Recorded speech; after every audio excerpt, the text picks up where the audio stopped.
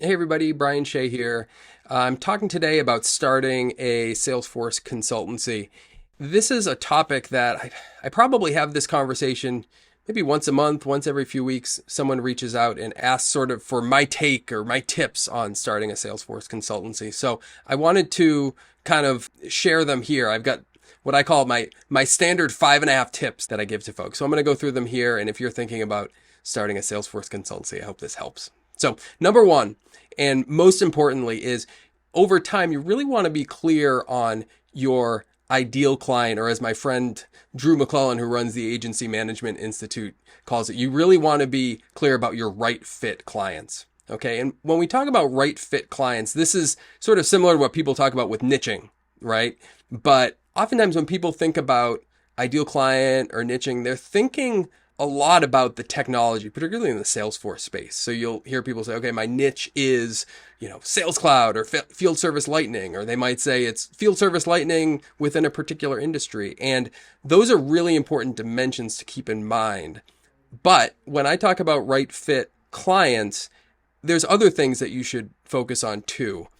In addition to the technology in the industry, think about the values of the clients that you enjoy working with, or the types of organizations you enjoy working with. Think about the way they work and the things they value in their work and the trade-offs that they make in terms of how they work. I will give you an example. Let's say you are a consultant and you work with early stage startups. Let's say, scrappy startups. They have small teams. They don't have a ton of process. They're really focused on launching things very, very quickly.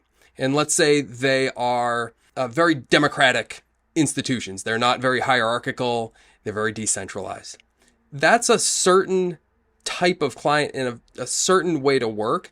If that's the kind of way that you like to work and where you've had success in the past, that's part of your right fit client profile. And it's something you really want to focus on, because it can be easy to, if you think about it just in terms of, I'm a field service lightning specialist, it's very easy to go astray of the elements of a project that you really flourish in or really thrive in, where it is, scrappier projects, releasing very quickly, working with small teams. That's a really important part of projects where you're successful. So you really want to keep that in mind when you're thinking about your right fit clients.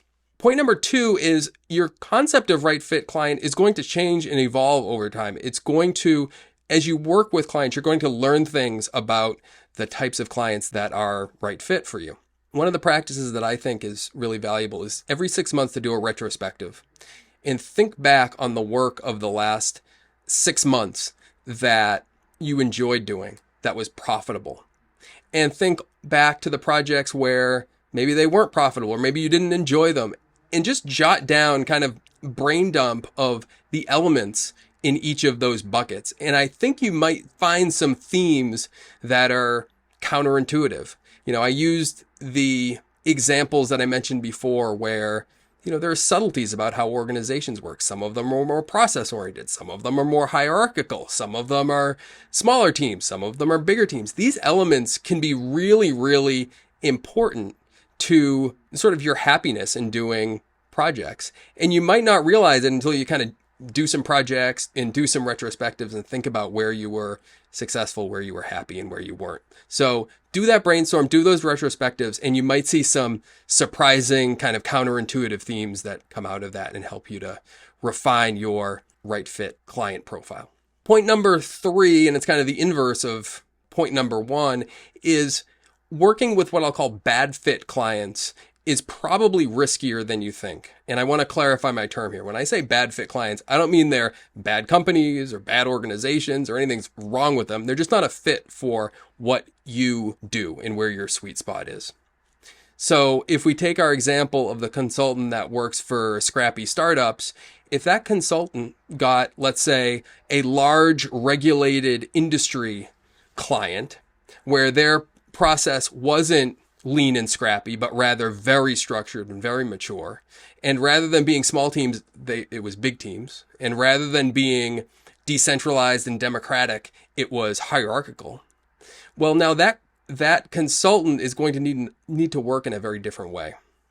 And oftentimes when you get these bad fit clients, a lot of times you take them on because they're bigger clients. So now all of a sudden you're needing to change the way you work for these clients where maybe you don't enjoy working with them.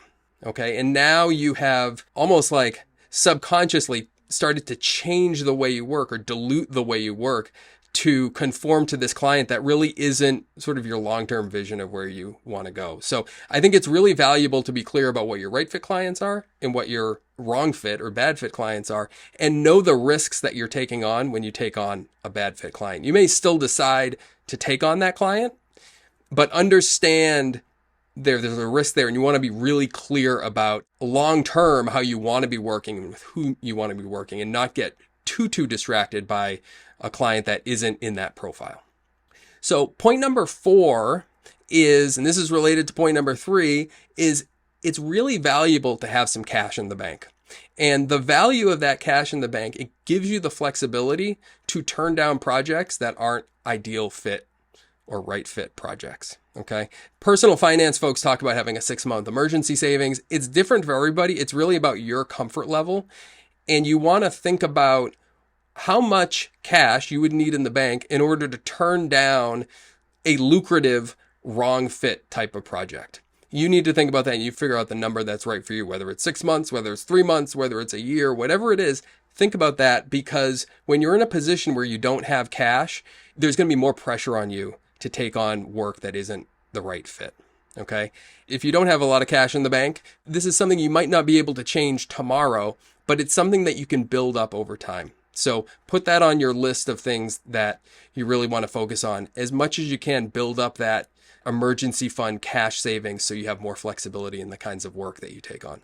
And point number 5, and this is the subtext of sort of all the points so far, is what I'm talking about here is really a long-term strategy. This isn't like a 3-month strategy for in 3 months you're going to have the exact consulting business that you want to have. This is a long-term strategy. It takes years to build the kind of consulting business that you really want to have, or have the vision of being the business that you want to build. When you start off, you might take on kind of contracting work or subcontracting or going through a recruiter to get contracts. And that's totally fine. That's a great way to start. And you may say, in a couple of years, I don't want to be doing this contracting work. I want my own clients and I want more control over how I work with them. But to start off and to get some experience and maybe get some cash in the bank, doing contracting work is what I'm going to do. And that's totally fine. Again, in a long-term strategy of building your business, there's different seasons, and contracting work can be a great place to start. But you want to have that vision, and you want to be building toward that vision for the long term. And then my last point, and this is the half, I jokingly say this is the half a point. It might not be the most important thing on day one, but running a solo consulting business and running a SI or agency consulting business at scale with a number of consultants working for the consultancy, those two models, they're both consulting businesses, but running those two businesses are very, very different things. When you are running the solo consulting business, you are a consultant. That is what your job is. When you run an SI at scale, your job is to be a CEO. And those are two very different jobs. And people get into trouble when they kind of split the difference and they try to do both. And again, on day one, you're going to be small, so you're probably going to be in category number 1. But know that over time, that's a decision that you're really going to need to make, is whether you want to be a consultant or whether you want to be a CEO. And it's something you want to keep in mind. There's no right answer, but it's a choice that you're going to need to make. So put it kind of on your radar screen as something you want to think about and make a choice on. So those are my 5.5 tips. If you're looking to start a consultancy, I hope these help, and I hope you have a great day.